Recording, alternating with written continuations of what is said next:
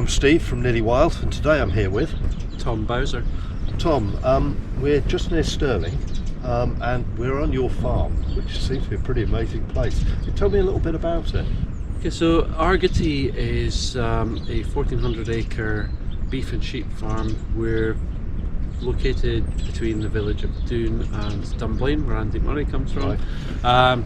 And yeah, it's a place, the estate has been in the family since 1916, so my great-great-grandparents bought it back then, and we very much try to run it with nature in mind. So we have miles and miles of hedgerows around the place, a lot of woodland, loads of ponds. We're home to a red kite feeding station and also red squirrel population, thanks to a lot of red squirrel management, grey squirrel management, and we do a lot of wildlife tourism. People come along and see all the wildlife we have here.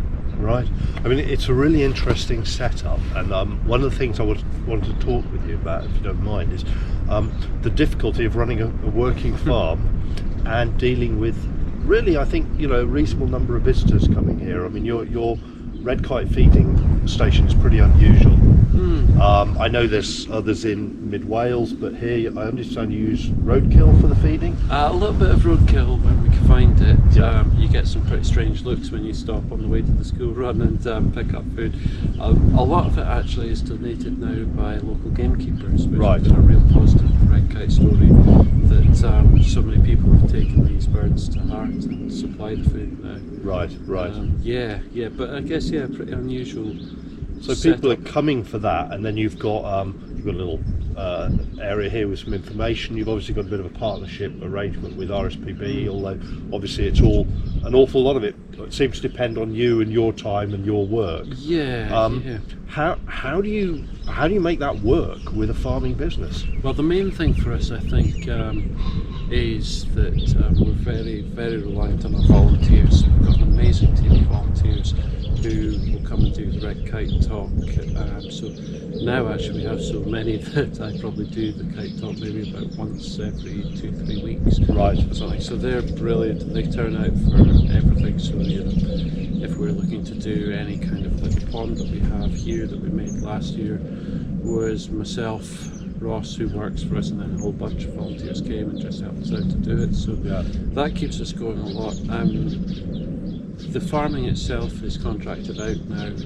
It used to be my dad that did most of it, but he was looking to retire and become a head ranger for the kites. But he moved south, and I took on running the kites, and we employed people to do most of the farm work, which does make it a bit easier. But all the same, I mean, there are times when it can be, as you can imagine, a bit of a stretch. Periods of the year where things are just a bit manic. But by and large, I think we do manage to get through it quite well. There will sometimes be tensions, with, say, you can't use certain fields because we're doing wildlife projects, or I can't do the wildlife projects because certain fields are being used.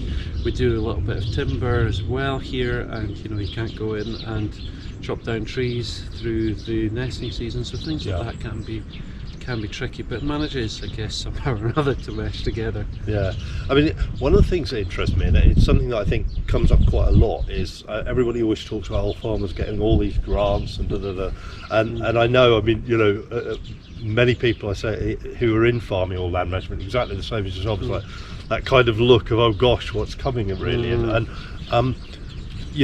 I manage land, a small amount of land. I've worked a lot with farming and so on, and I know that it's a lot more complicated than that.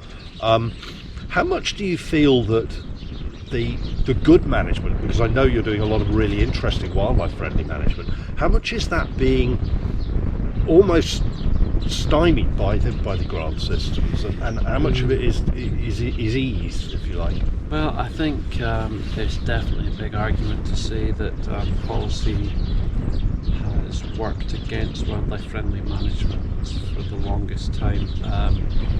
My take on it would be that first with the headage payments and then being paid just for having land in agricultural condition, neither of those things really are conducive to good management for wildlife. I wasn't in any way in favour of leaving Europe, but I think maybe the one thing that might be a positive from it is that we could maybe try and redefine the Scottish agricultural policy system. Yeah. You know, England's taken a really good lead with that and looks really positive, and I hope Scotland follows down the same route. But yeah, I think, you know, probably if you were being paid automatically for having land in farmable condition, you could obviously apply for some of the agri-environment grants, but they were hard to apply for, harder to get into. We got in for a few, got rejected for a few. For most people, why would you do it if you can get paid automatically for you know, not doing anything really? Yeah. So there's a chance to change that, and I hope we do. There's something interesting you and I were talking quite a lot about earlier, which is this idea of naturalised. You know, the fact that you're farming land, you're also running a visitor facility, but you've got an eye on the kind of wildlife and what's happening with it. And I know there's a lot of excitement and energy around wilding, and in some places that can be absolutely fantastic. And it's almost like, it feels like these gradations from, you know, quite intensive, maybe around the house or the farmstead, right the way out to where possibly could be a lot wilder. Yeah. I just wondered, you know, do you have any feelings around that and that kind of sense of what it is? Where does naturalised work? How does it work within the sort of system you're operating? Yeah, I mean, for us, we might be quite a good example of the ways that different things could work. I mean, it's all everything is grazing here. There's no crops, so you know, we wouldn't be an example for that per se. But you know, to our right down here, we've got nice flattish grass parks. You can't see that, but just let me explain. This is flat for Scotland, okay? Yeah, okay. And away up here where the kites are now circling is a massive expanse of moorland. So you know, this part of Scotland's traditionally called the gateway to the Highlands, and you can kind of see where one world ends and the other begins. So, you know, say for places where it is more like the flatter grass parks, maybe you could have something along the lines of putting in hedgerows and things like that, which would make a difference without significantly impacting upon production, where you can do good food production there. Whereas if you go up to the wilder areas, you know, maybe something a bit more along the lines of rewilding could happen there, without, I would think, really significantly impacting food production. You know, it shouldn't be difficult to get a complex grass structure up there, and species structure, I think, you know, without making too many differences. I don't think it needs to affect how much we're producing. That's interesting, because there is always a tension. I mean, it's very easy to go for the next exciting agenda or whatever, and we still need food, and we've still got to be producing it. Absolutely. And it's about producing it in a more naturalised way, isn't it? Definitely. I don't think we need to be throwing the baby out with the bathwater. When you said earlier something which interested me, which is that we need to look at what's good first. And not just assume that everything's terrible.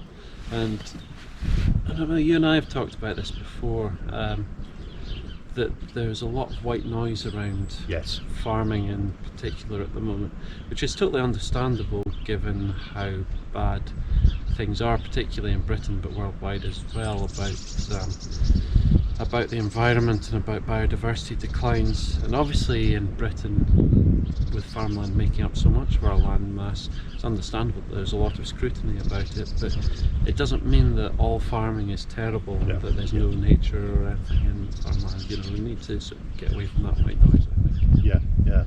Well, that's been really interesting. For any of you who are passing, we're near the A9, so, and Argaty, how do you say it? What's the right way of pronouncing it? You know, you're the first person that's asked that. Am I? Argaty. Argaty, right. I did wonder. Okay, so if you're passing, it's well worth a visit. It's low key, but there's lots of opportunity, and there's people around to explain things to you and give you a bit more of an understanding of some of the history of the red kite introduction as well, isn't there, as I understand? Absolutely. Do people need to book, or how does that work? So So we usually advise people to book. We feed the kites every afternoon, and we usually advise people to book, particularly if they wanted to use the photography hide, because it's smaller. There's usually space in the bigger viewing hide.